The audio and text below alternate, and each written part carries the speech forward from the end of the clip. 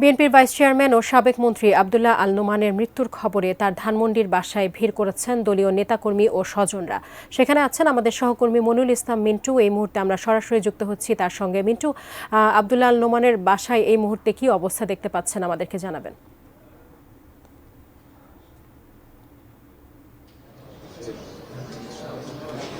দর্শকরা সবাই জেনে গেছেন যে বিএনপি নেতা আব্দুল্লাহ আল নোমান আর নেই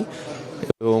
স্বাভাবিকভাবেই তার বাসায় শোকের ছায়া নেমে এসেছে এবং তিনি আপাতমস্তক একজন রাজনীতিবিদ ছিলেন এবং আজকেও কিন্তু তার চট্টগ্রামে যাওয়ার কথা ছিল এবং সেখানে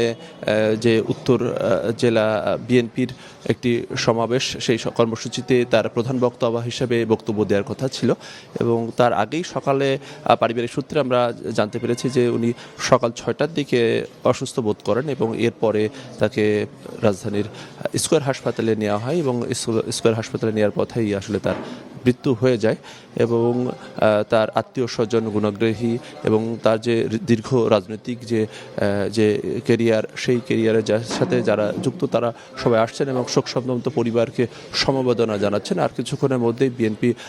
মহাসচিব মির্জা ফখরুল ইসলাম আলমগীর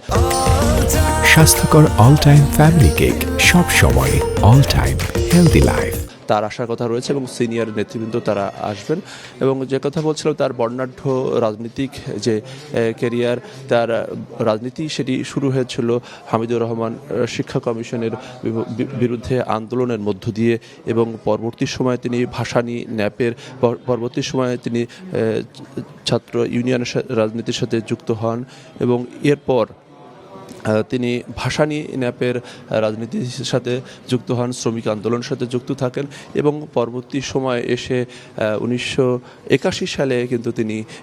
জাতীয়তাবাদী দল বিএনপির রাজনীতির সাথে যুক্ত হন এবং 1991 সালে তিনি সংসদ সদস্য নির্বাচিত হন চট্টগ্রাম থেকে।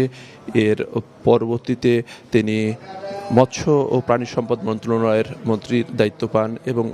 2001 সালে আবার যখন বিএনপি ক্ষমতায় আসে সেই সময় তিনি কিন্তু খাদ্যমন্ত্রীর দায়িত্ব পান এবং যে কথা বলছিলাম যে শেষ দিন পর্যন্ত তার এলাকার সাথে মাটি এবং মানুষের সাথে যে যোগাযোগ, সেই যোগাযোগটি ছিল এবং আজকেও তার যে একটি কর্মসূচি ছিল চট্টগ্রামে, তার সকালে যাওয়ার কথা ছিল কিন্তু তার আগেই তার শেষ বিদায় ঘটে গেল। পরিবারের কাছে আমরা জানতে চেয়েছিলাম তার